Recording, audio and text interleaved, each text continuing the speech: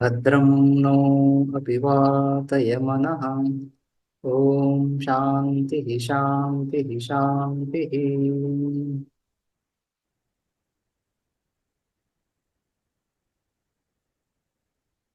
దక్షిణామూర్తి స్తోత్రం 4వ శ్లోకం చూస్తున్నాము.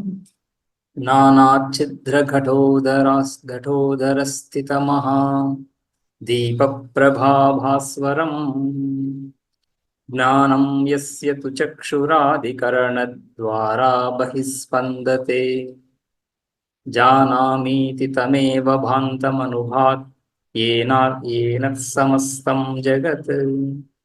తస్మై శ్రీ గురుమూర్తయే నమ. ఇదం శ్రీ దక్షిణామూర్తయే. ఇందులో మనం రెండవ పాదం చూస్తున్నాం. మొదటి పాదంలో దృష్టాంతం నానాఛిద్ర ఘటోదర స్థిత మహాదీప ప్రభాభాస్వరం. మహాదీపం అంటే చిన్న అల్పమైనటువంటి చిన్నపాటి దీపం అని కాకుండా మహాదీపం. సకల ఛిద్రాలలో నుంచి ఆ విధంగా బాహ్యదేశాన్ని చేరి బాహ్య వస్తువులను ప్రకాశింపజేస్తూ ఆరిపోనటువంటి అఖండ దీపం, అఖండ జ్యోతి అని చెప్పుకుంటాం కదా, ఆ విధంగా అఖండ జ్యోతి. రైట్. సో ఆ విధంగా మహాదీప ప్రభాభాస్వరం అని దృష్టాంతం. మహాదీపం అని దృష్టాంతం. ఎందుకంటే ఆ పోలిక ఆ చైతన్య స్వరూపంతో పోలిక, సాక్షి చైతన్యంతో పోలిక, అందుకని మహాదీపం. ఇక రెండవ పాదంలో వచ్చినప్పుడు చక్షురాధికరణ ద్వారా యస్య జ్ఞానం బహిస్పందతే. లోపల ఉన్నటువంటి ఆ సాక్షి చైతన్యము బహిహి బాహ్య విషయాలను ప్రకాశింపజేస్తూ చక్షురాధికరణ ద్వారా అని. సో ఇందులో మనం ఈ జ్ఞాన ప్రక్రియ కొంత చూస్తున్నాం. ఈ విధంగా జ్ఞాన ప్రక్రియ అవుతుంది. నైయాయికులు ఈ విధంగా సామాన్యంగా, లోకంలో కూడా మనం సామాన్యంగా ఈ విధంగానే చూస్తాం. ఏమని? ఇంద్రియార్థ సన్నికర్షజన్యం జ్ఞానం ప్రత్యక్షం అని. ఇంద్రియార్థ సన్నికర్షజన్యం జ్ఞానం. ఇంద్రియాలు విషయాలు, ఇంద్రియాలకు విషయాలకు సంబంధం కలిగినప్పుడు ఆ సంబంధం ద్వారా సంబంధం ఏర్పడిన తర్వాత జ్ఞానం కలుగుతాం. చక్షురింద్రియము, కళ్ళు మూసుకుంటే మనకు రూపం కనిపించదు. ఆ చక్షురింద్రియము, ఆ తర్వాత రూపము అంటే ఘట ఇత్యాది వస్తువులు. ఘట ఇత్యాది వస్తువులు రూపీ ద్రవ్యం అని చెప్పుకుంటున్నాం. రూపం కలిగినటువంటిది రూపీ. రూపో అస్య అస్తి ఇన్ రూపీ. ఆ విధంగా రూపము లేదా రూపము కలిగినటువంటి ద్రవ్యము, ఈ చక్షురింద్రియము రూపాన్ని ద్రవ్యాన్ని రెండింటిని తెలుసుకుంటుంది. ఆ విధంగా ఆ ద్రవ్యానికి చక్షురింద్రియానికి సంబంధం కలగాలి. అందుకే మనకు ముందు ఉన్నటువంటి విషయాలు తెలుస్తున్నాయి, వెనక ఉన్నటువంటి విషయాలు తెలియటం లేదు. చక్షురింద్రియ సన్నికర్షం కలగాలి. ఆ చక్షురింద్రియ సన్నికర్షం కలిగిన తర్వాతనే ప్రత్యక్ష జ్ఞానం కలుగుతా ఉంది అని నైయాయికులు ఆ ఇంద్రియ విషయ సన్నికర్షాన్నే ప్రధాన కారణంగా చెప్తున్నారు. ఇంద్రియం ఉండని, ఇంద్రియం ఉంది కానీ ఇంద్రియం ఉన్నా కూడా ఇంద్రియము ఉంది, విషయాలు ఉన్నాయి, అంత మాత్రం చేత జ్ఞానం కలగటం లేదు. ఈ రెండింటికో సంబంధం కలగాలి. అందుకని మనం ఏవైతే చూస్తున్నామో వాటి జ్ఞానమే కలుగుతా ఉంది, ఏవైతే చూడటం లేదో వాటి జ్ఞానం కలగటం లేదు. అందులో బేసిక్ ముఖ్యమైన విషయం ఏమొస్తా ఉంది? ఇంద్రియ విషయ సంబంధం. రైట్. అయితే వేదాంతి దాన్ని స్వీకరిస్తూనే, ఇంద్రియార్థ సన్నికర్షం అనే అంశాన్ని స్వీకరిస్తూనే అంతకు దాని తర్వాత ఇంకా కొంత జ్ఞాన ప్రక్రియ ఉంది అని తీసుకొస్తున్నారు. ఇక్కడ అంతఃకరణాన్ని చెప్తున్నారు. సో చక్షురింద్రియము బాహ్య వస్తువు, ఆ విధంగా సంబంధం కలిగిన తర్వాత రైట్, చక్షురింద్రియము రూపము, శ్రోత్రేంద్రియము శబ్దము, ఘ్రాణేంద్రియము గంధము, లేదా ఈ విధంగా గంధవ ద్రవ్యము, రూపవ ద్రవ్యము, శబ్దవ ద్రవ్యం. శబ్దవ ద్రవ్యం శబ్దమే చెప్పుకుంటాం అక్కడ, శబ్దమే, ఇంకా శబ్దవ ద్రవ్యం ఏం లేదు, శబ్దం. అదేవిధంగా త్వగింద్రియము స్పర్శ లేదా స్పర్శవ ద్రవ్యము.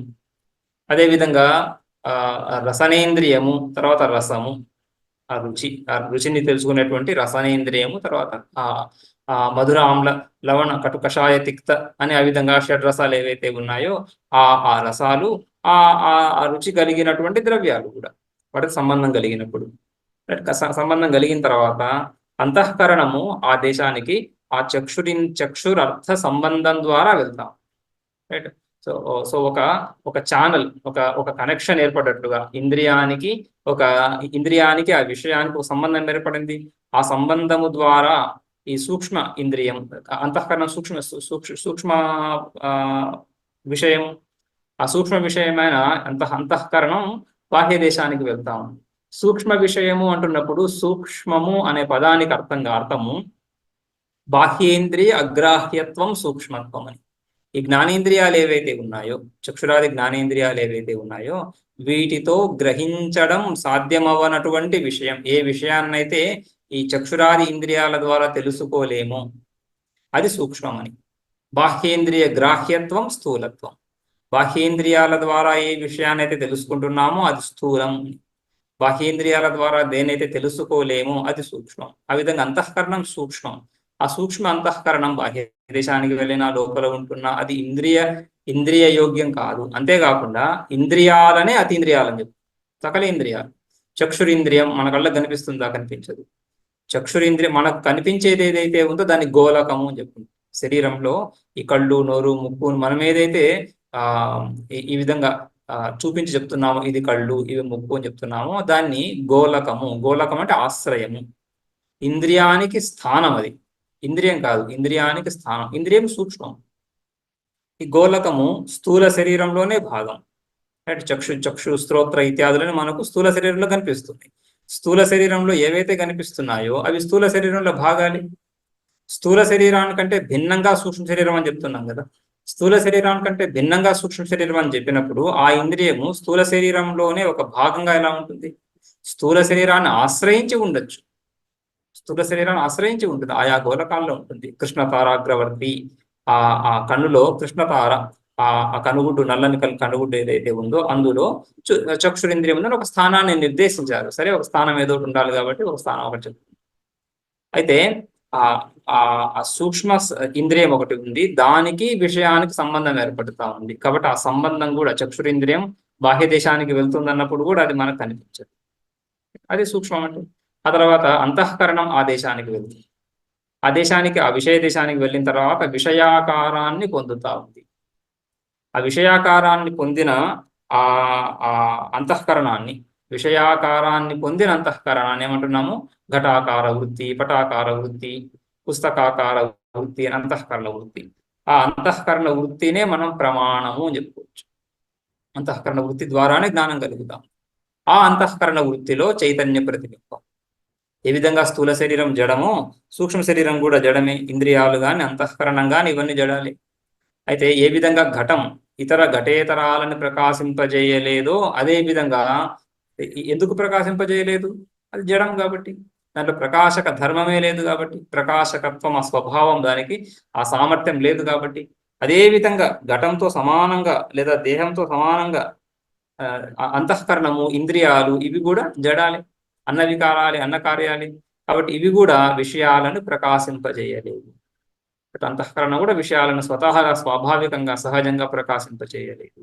అయితే ఆ చైతన్య ప్రతిబింబం ఈ అంతఃకరణ వృత్తిలో పడుతున్నప్పుడు, రైట్, ఆ చైతన్య ప్రతిబింబ విశిష్టమై అప్పుడు చేతాయమానం అవుతా ఉంది. అంటే చైతన్యము వలె అనిపిస్తాం. చైతన్యము వలె అంటున్నప్పుడు చైతన్య ధర్మాలను పొందినట్లుగా. చైతన్య ధర్మాలను పొందదు జడం. చైతన్య ధర్మాలను ఎలా పొందుతుంది?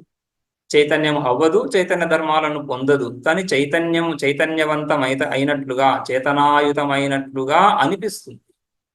అటువంటి చేతనాయుతమైనటువంటి సచేతనంగా అనిపించినటువంటి అంతఃకరణం, ఆ అంతఃకరణ వృత్తి, ఘటాకార పటాకార వృత్తి, ఆ వృత్తి ద్వారా విషయం తెలుస్తా ఉంది అనేది మౌలికంగా ఈ ప్రక్రియ, రైట్. అయితే ఆ చైతన్య ప్రతిబింబము ఈ అంతఃకరణంలో పడి ఆ విషయాన్ని ప్రకాశించడం ఎందుకు? సాక్షాత్తుగా చైతన్యమే ఆ విషయాన్ని ప్రకాశింపజేయచ్చు కదా. సర్వవ్యాపకమైనటువంటిది చైతన్యం.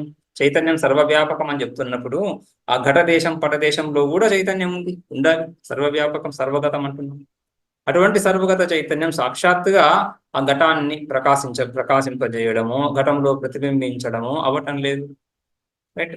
ఇది మనం ఆ సృష్టి ప్రక్రియను వేదాంత ప్రక్రియలో అధ్యారోప భాగంగానే సృష్టి అంతా కూడా మనం ఏది చర్చిస్తున్న ఈ ప్రక్రియలన్నీ కూడా అధ్యారోపంలో భాగాలుగానే అని గుర్తించాలి. అది గుర్తుపెట్టుకోవాలి మనం. ఇదంతా అధ్యారోపంలోనే భాగం, అపవాదంలో కాదు. అధ్యారోపంలో భాగం అంటే అర్థం ఏంటి?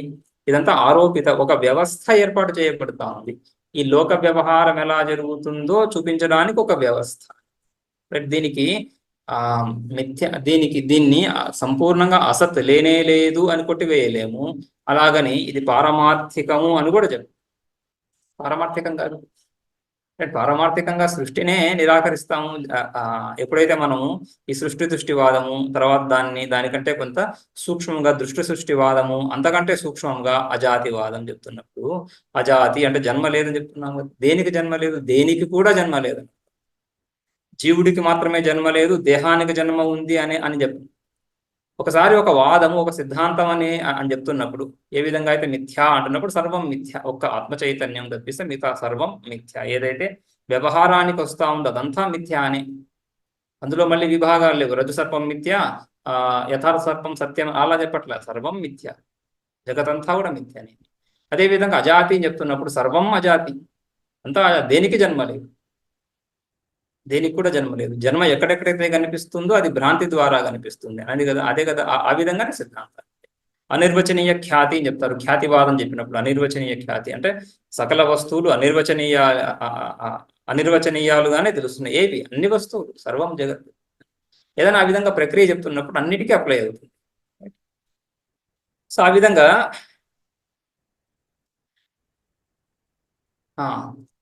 ఈ సకల విషయాలు, ఈ బాహ్య విషయాలన్నీ జడమవుతూ చైతన్యం ప్రకాశ స్వరూపం అవుతూ, అక్కడ మనం సృష్టి ప్రక్రియ గురించి మాట్లాడుతున్నాం. సరే, ఆ సృష్టి ప్రక్రియ, ఈ ప్రక్రియలన్నీ కూడా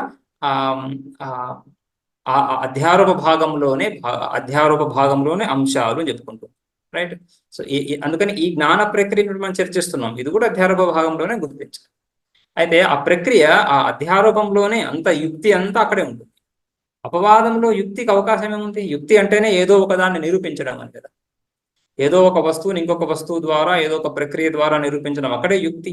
ఉన్నది ఒకే వస్తువు అని చెప్పి అపవాదంలో ఇంకా యుక్తికి ఏముంది అక్కడ?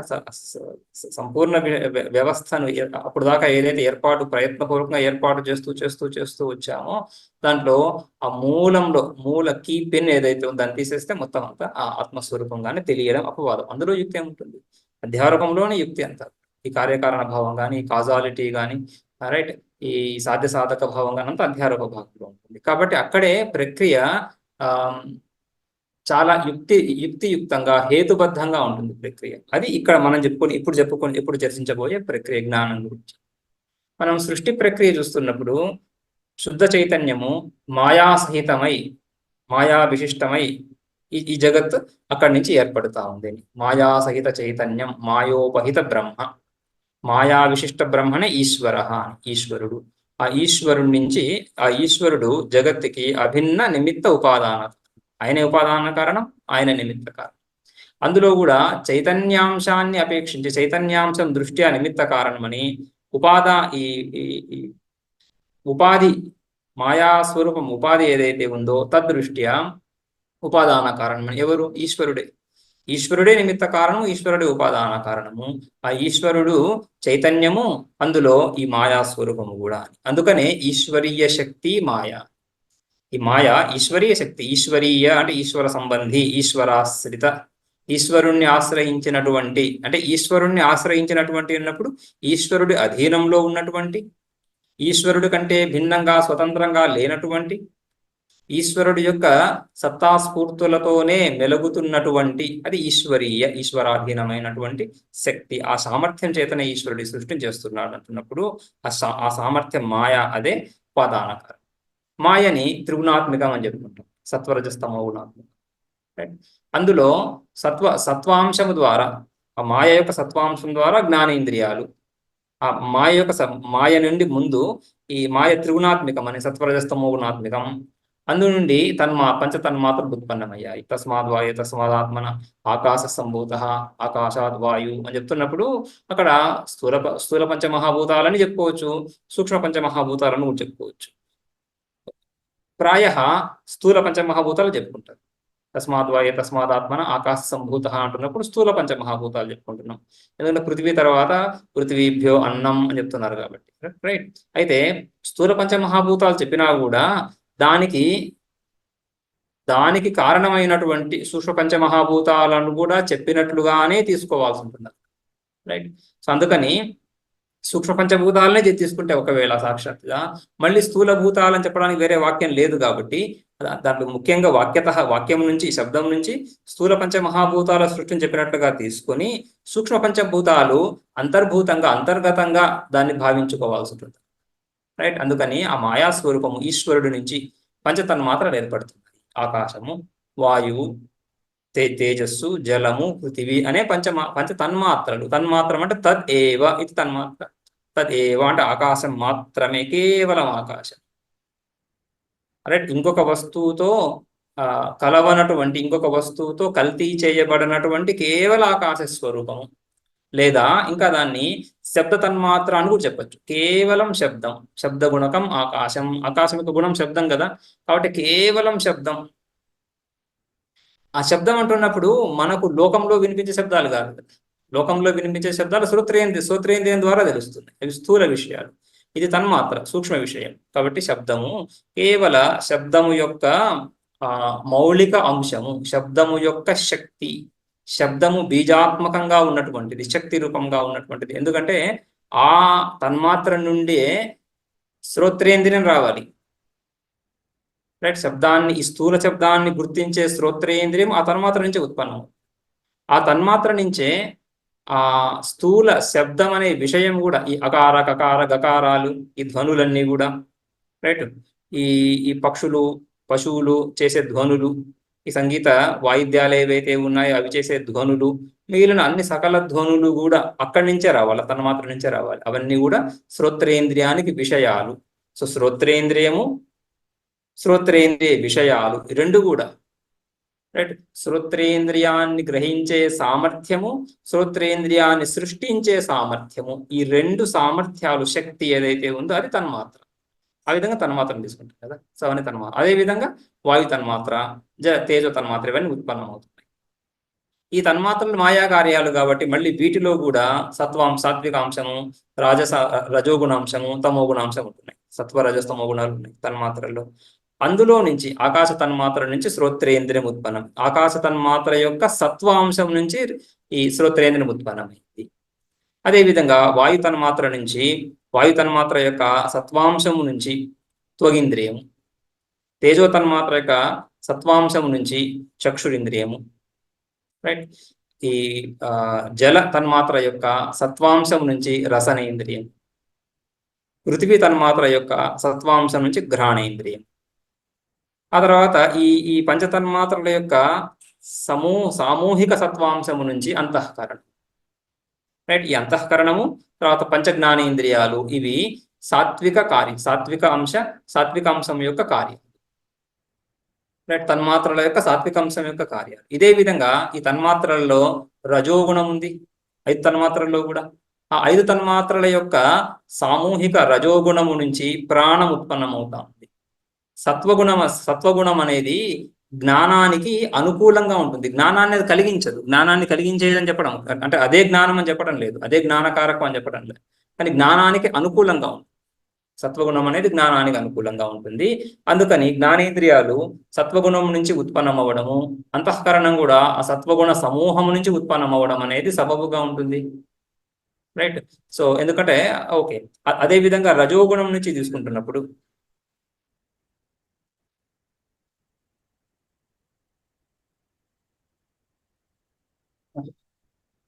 రజోగుణం చెప్పుకుంటున్నప్పుడు ఈ తన్మాత్రల యొక్క రజోగుణం యొక్క సామూహిక అంశం నుంచి ప్రాణం ఉత్పన్నం అవుతాం, రైట్. ఈ ప్రాణం ఉత్పన్నమైన తర్వాత ఆ ఇండివిజువల్ తన్మాత్రల యొక్క రజోగుణం నుంచి కూడా ఆయా కర్మేంద్రియాలు ఉత్పన్నం అవుతుంది. ఆకాశము, వాయువు, తేజస్సు, జలము, పృథివీ, వీటి యొక్క ఆయా రజోగుణ అంశాల నుంచి ఈ విధంగా ఈ హస్తేంద్రియము, పాదేంద్రియము, వాగేంద్రియము, జననేంద్రియము, బుధేంద్రియం పృథివీ తన్మాత్ర యొక్క రజోగుణం నుంచి జననేంద్రియము జల తన్మాత్ర యొక్క రజోగుణం నుంచి, తేజో తన్మాత్ర యొక్క రజోగుణం నుంచి వాగింద్రియము, ఇక మిగిలినవి హస్తేంద్రియము, పాదేంద్రియం. ఇవి హస్తేంద్రియము వాయు తన్మాత్ర యొక్క రజోగుణం నుంచి, పాదేంద్రియము ఆకాశ తన్మాత్ర యొక్క రజోగుణం నుంచి అని ఆ విధంగా ఆ ఇంద్రియాలు ఉత్పన్నమవుతున్నాయి, కర్మేంద్రియాలు. ఆ కర్మేంద్రియాలు క్రియాప్రధానంగా ఉంటాయి. రజోగుణం కూడా క్రియకు అనుకూలంగా ఉంటుంది, క్రియను కలిగించడానికి సామర్థ్యాన్ని కలిగి ఉంటుంది. స్వతహాగా క్రియను కలిగించలేదు, జడ వస్తువు అది. సత్వగుణం కూడా జడమే. ఇక్కడ అజ్ఞానం జడం, మాయాస్వరూపం జడం కాబట్టి సత్వగుణం కూడా జడమే, రజోగుణం కూడా జడమే, తమోగుణం కూడా జడమే, మూడు జడాలే. కాబట్టి వాటికి స్వతహాగా ఈ సామర్థ్యాలు ఏం లేవు, అలా ఉండని. కానీ వాటికి అనుకూలంగా, జ్ఞానానికి అనుకూలంగా జ్ఞానేంద్రియాలు అంతఃకరణము, కర్మకి అనుకూలంగా కర్మేంద్రియాలు ప్రాణము. అందుకని జ్ఞానానికి అనుకూలంగా ఉండేవి సత్వగుణం నుంచి వస్తున్నాయి, కర్మకు అనుకూలంగా ఉండేవి రజోగుణం నుంచి వస్తాయి. ఇక మిగిలింది తమోగుణం. ఈ పంచతన్మాత్రలు తమోగుణం ఏదైతే ఉందో, ఈ తమోగుణము అన్ని తన్మాత్రల్లో ఉండే తమోగుణము మిళితమైపోయి పంచీకరణ ప్రక్రియ ద్వారా, రైట్. అది పంచీకరణ ప్రక్రియ మనం అంత ముందు చూసాము. ఒక్కొక్క తన్మాత్రలో ఉండే తమోగుణాంశం రెండుగా విభజించబడి, అంటే ఈ ఆకాశాది పంచతన్మాత్రలలో ఉండే తమో అంశము రెండుగా విభజించబడి, రెండు అర్థాలు, రెండు సగభాగాలుగా విభజించబడి, ఆ రెండవ అర్థం ఏదైతే, రెండవ సగభాగం ఏదైతే ఉందో అది మళ్ళీ 4 భాగాలుగా విభజించబడి, ఈ ఒక్కొక్క తన్మాత్ర యొక్క ఈ 4 అంశాలుగా విభజించబడ్డది ఏదైతే ఉందో అవి మిగిలిన 4 అంశాలతో చేరి రెస్పెక్టివ్లీ, రైట్, ఆ విధంగా క్రమంగా చేరి ఆ విధంగా మళ్ళీ అన్ని సంపూర్ణం అవుతున్నాయి. సో ఆకాశ తన్మాత్ర, ఆకాశం యొక్క తమో అంశము, అందులో సగభాగం ఆకాశము, మిగిలిన సగభాగంలో పృథివీ జల తేజో వాయువులు. అదేవిధంగా వాయువులో కూడా ఒక సగభాగము వాయు తన్మాత్ర యొక్క తమో అంశము, మిగిలిన సగభాగము ఆకాశ తేజ జల పృథివీల యొక్క భాగాలు, రైట్. అవన్నీ ఆ విధంగా ఈ విధంగా కలవడం ఏదైతే ఉందో పంచీకరణం అంటున్నాం. ఈ పంచ తన్మాత్రల యొక్క తమో అంశాలు ఆ విధంగా కలిసి మళ్ళీ అదే విధంగా ఏర్పడుతూ, కానీ వాటి యొక్క ప్రాధాన్యత ఉంది. ఆకాశంలో ఆకాశాంశమే ఎక్కువగా ఉంది కూడా దాన్ని ఆకాశం అని అంటున్నాం. ఆకాశ ఇప్పుడు తన్మాత్ర అంటే కూడా మనకు స్పష్టంగా అర్థమవుతుంది. తన్మాత్ర అంటే తదేవ, ఆకాశం మాత్రమే. పంచీకృత ఆకాశంలో ఏమవుతా ఉంది, కొంత భాగం ఆకాశం ఉంది, కొంత భాగం పృథివీ జల తేజో వాయువులు ఉంటున్నాయి. తన్మాత్ర అని చెప్పేకి లేదు, తదేవ అని చెప్పేకి లేదు. అదేవిధంగా పృథివీ పంచీకృత పంచమహాభూతం పృథివీని తీసుకుంటే సగభాగం పృథివీ అని మిగిలిన అంశాలు, మిగిలిన ఆకాశాది అంశాలు ఉన్నాయి. కానీ మెజారిటీ దాంట్లో ఎక్కువ శాతం పృథివీ ఉండడం చేత దాన్ని పృథివీ అంటున్నాం, రైట్. సో ఆ విధంగా పంచీకరణం తర్వాత ఇవి పంచీకృత పంచమహాభూతాలు ఆ విధంగా ఉత్పన్నం. ఈ పంచీకృత పంచమహాభూతాలు స్థూలం అంటున్నాం వీటిని, రైట్. తన్మాత్రలను సూక్ష్మం అన్నాం. తన్మాత్రల ద్వారా ఉత్పన్నమైన జ్ఞానేంద్రియాలు, కర్మేంద్రియాలు, అంతఃకరణము, ప్రాణము అవి కూడా సూక్ష్మమే, ఇవన్నీ అతీంద్రియాలు. తన్మాత్రల ద్వారా ఉత్పన్నమైనవన్నీ కూడా స్థూలాలు, అవి అతీంద్రియాలు కాదు, అవి ఇంద్రియ గ్రాహ్యాలు, రైట్. ఇంద్రియాల ద్వారా తెలియబడుతున్నటువంటివి. మనం ఏ పృథివీ జల తేజో వాయువులతో అయితే వ్యవహరిస్తున్నామో ఇవన్నీ కూడా ఆ విధంగా తమో గుణం ద్వారా, ఆ తన్మాత్రల యొక్క తమో గుణము అది పంచీకృతమైన తమో గుణం ద్వారా ఏర్పడ్డటువంటివి, రైట్. సో ఇప్పుడు మనకి ఈ సత్వ రజోగుణాల ద్వారా ఏర్పడ్డటువంటి ఇంద్రియాలు, ప్రాణము, మనస్సు ఏదైతే ఉందో దాన్ని సూక్ష్మ శరీరం అంటున్నాం. తమోగుణం ద్వారా ఏర్పడ్డటువంటి ఘటపటాది, గోఘటాది సకల ఉపాధులు. ఈ ఘట అంటున్నప్పుడు భౌతిక వస్తువులన్నీ కూడా, రైట్. ఈ వృక్షాలు కానీ, ఘటపటాదులు కానీ, ఈ నదీ నదాలు కానీ, పర్వతాదులు కానీ, ఇవన్నీ కూడా భౌతిక వస్తువులు. అదేవిధంగా ఈ దేహము, స్థూల శరీరం ఏదైతే ఉందో, మనుష్యుల స్థూల శరీరాలు కావచ్చు, పశుపక్షులు, క్రిమి కీటకాలు, రైట్, దేవతాదులు, ఈ శరీరాలన్నీ కూడా ఇవి స్థూల శరీరాలు, భౌతికాలే, భూతాల నుంచి, పంచభూతాల నుంచి ఉత్పన్నమైనవే. కానీ కొంత విభాగం మళ్ళీ వీటిలో జడ చేతన విభాగం చెప్పుకుంటున్నాం, రైట్. ఈ జడ వస్తువులు, ఘటపటాలు, చేతన వస్తువులు, ఈ శరీరాలు. ఎందుకంటే శరీరాల్లో మళ్ళీ సూక్ష్మ శరీరం ఒకటి, అంతము సూక్ష్మ శరీరం చెప్పుకున్నాము. ఆ సూక్ష్మ శరీరం యొక్క సంబంధం ఈ స్థూల శరీరంలో ఉంది. స్థూల శరీరంలో ఉండడం చేత దీన్ని చైతన్యము చెప్తున్నాం. అంటే జడ చేతన విభాగం చెప్పినప్పుడు ఘటాదులను జడమని, దీన్ని చేతనం అని అంటున్నాం. ఈ సంబంధం సూక్ష్మ శరీర సంబంధం చేత ఇక్కడ దాకా వచ్చిన తర్వాత ఇప్పుడు ఈ రెండింటిలో అంటే అంతఃకరణము, ఇంద్రియాలు, ఈ కర్మేంద్రియాలని ప్రాణాలను పక్కన పెడితే ఇంద్రియాలు జ్ఞానేంద్రియాలు అంతఃకరణం ఏదైతే ఉందో ఇది సత్వగుణోపేతం.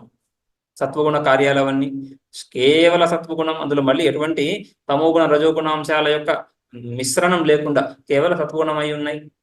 ఈ ఘటపటాలు ఇవి తమో గుణాలు. ఇది భేదం ఈ రెండింటికి. బాహ్య జగత్తు మనకి ఏదైతే కనిపిస్తుందో స్థూల శరీరం మొదలుకొని, స్థూల శరీరం నుంచి మొదలుపెట్టి ఈ బ్రహ్మాండం వరకు, ఆ బ్రహ్మలోకం వరకు ఉండే సకల ప్రపంచమంతా కూడా ఈ విధంగా భౌతికంగా తమోగుణ తమోగుణం పంచీకృతం చెందినటువంటి తమోగుణ అంశాలు, అంటే పంచతన్మాత్రల యొక్క తమో అంశాలు పంచీకరణం చెంది ఆ విధంగా తమో ప్రధానంగా అందులో ఉండేదంతా తమో గుణమే. రైట్? ఆ విధంగా జగత్ ఏర్పడుతుంది. ఇక్కడ ఈ రెండింటికి భేదం తెలుస్తాం. అంతఃకరణం, జ్ఞానేంద్రియాలు పక్కన పెడితే కూడా అంతఃకరణం సత్వగుణ ప్రధానము, బాహ్య జగత్ అంతా కూడా తమోగుణ ప్రధానం అని తెలుస్తాం. ఇది భేదం. అందుకని చైతన్య ప్రతిబింబము, ఇప్పుడు ఈ సత్వగుణానికి జ్ఞాన అనుకూలత ఉంది. అంతఃకరణం సత్వగుణోపేతం అయినా కూడా, సత్వగుణ కార్యమైనా కూడా అది కూడా జడమే కదా, అది కూడా దృశ్యమే, జడమే, వికారి కార్యం ఉత్పన్నమవుతా ఉంది. కాబట్టి కార్యమై ఉండి ఉత్పన్నమై ఈ విధంగా జడమై అనాత్మ కోటిలోకి వస్తూ అది ప్రకాశకం కాదు, ప్రకాశ్యము, ప్రకాశించబడేదే కానీ అది ప్రకాశక స్వరూపం కాదు. రైట్? అయితే కొంత విశేషం ఉంది. రెండు కూడా, ఈ ఘటపటాదులు తమోగుణ కార్యాలైనా కూడా అవి ప్రకాశ్యాలే, అంతఃకరణం సత్వగుణ కార్యమైనా ప్రకాశ్యమే, కానీ కొంత తేడా ఉంది. అంతఃకరణము జ్ఞానానికి అనుకూలంగా ఉంది. రైట్? సత్వగుణం అయి ఉండటం చేత సత్వం లఘు ప్రకాశకం అని. ప్రకాశకం అంటే ప్రకాశకానికి అనుకూలంగా సహకారిగా ఉంది. తమోగుణం అలా కాదు, అది కేవలం ప్రకాశ్యమే అవుతుంది కానీ ప్రకాశకం ఎప్పటికీ అవ్వదు. ప్రకాశకానికి దానికి సంబంధమే లేకుండా ఉంటుంది. ఈ సత్వగుణం చేత ఈ అంతఃకరణ వృత్తులు, జ్ఞానేంద్రియాలు ఇవన్నీ కూడా ఈ చైతన్య ప్రతిబింబాన్ని గ్రహించగలుగుతున్నాయి. చైతన్యం ప్రకాశకం. ఆత్మ చైతన్యం ఏదైతే ఉందో ఈశ్వరీయ చైతన్యం, ఈశ్వరుడు అంటున్నప్పుడు మాయావిశిష్ట బ్రహ్మ, మాయావిశిష్ట చైతన్యం, అందులో చేతనాంశం ఉంది. ఆ చైతన్యాంశం ఏదైతే ఉందో అది ప్రకాశకం, స్వాభావికంగా ప్రకాశకం. అది ఈ జగత్తులో అది ఒక్కటే ప్రకాశకం. ఆ ఈశ్వరీయ చైతన్యం ఏదైతే ఉందో అది ఒక్కటే ప్రకాశకము. మిగిలినవన్నీ కూడా ప్రకాశ్యాలే, మిగిలినవన్నీ కూడా మాయా కార్యాలు. సూక్ష్మ శరీరం కానీ స్థూల శరీరం కానీ ఎటువైపు వెళ్ళినా కూడా లోపల శరీరం లోపల చూసినప్పుడు సూక్ష్మ శరీరము, పంచకోశాలు చెప్పినప్పుడు అదే విధంగా అన్నమయ కోశం ఒకటి ఈ స్థూల శరీరం, తర్వాత అన్ని సూక్ష్మాలే కదా. ప్రాణమయ కోశము, ప్రాణమయ కోశము, మనోమయ కోశము, విజ్ఞానమయ కోశము, ఇవే సూక్ష్మ శరీరం. మనం ఇప్పుడు చెప్పుకున్న సూక్ష్మ శరీరం అవి. రైట్? సో ఆ సూక్ష్మ శరీరం కానీ ఈ స్థూల శరీరం కానీ బాహ్య విషయాలు కానీ అన్ని ప్రకాశ్యాలే. ప్రకాశకం ఒకటే చైతన్యం. అయితే ఆ ప్రకాశకానికి అత్యంత సన్నిహితంగా ఉంటున్నటువంటివి సాన్నిధ్యం. ఎప్పుడైతే మనము ఆ శుద్ధ చైతన్యాన్ని సర్వవ్యాపకం అంటున్నామో, మళ్ళీ సన్నిహితం ఏంటి? ఒక వస్తువు దగ్గరగా ఉంది, ఒక వస్తువు దూరంగా ఉంది అంటున్నారు. సో ఏ వస్తువు దగ్గరగా ఉంది, ఏ వస్తువు దూరంగా ఉంది, ఎలా చెప్తున్నారు? ఏది దగ్గర ఏది దూరం అని? పరమాత్మ ఆ శుద్ధ చైతన్యము సర్వ జగదధిష్టానం. ఆ జగదధిష్టానంలో ఏమైనా లెవెల్స్ ఏమైనా ఉన్నాయా? రైట్? ఇది దగ్గరగా ఉంది, దూరంగా, అలా ఏం లేదు. రెండో వస్తువు లేనటువంటి చైతన్య స్వరూపము ఆత్మ.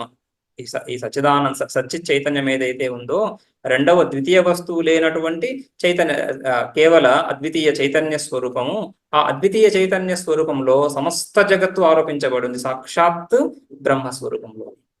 సాక్షాత్ సచ్చిత్ చైతన్యంలోని సంపూర్ణ జగత్తు స్థూలం గాని సూక్ష్మం గాని బడినప్పుడు అన్నింటికీ అధిష్టానం ఆ శుద్ధ చైతన్యమే అవుతుంది.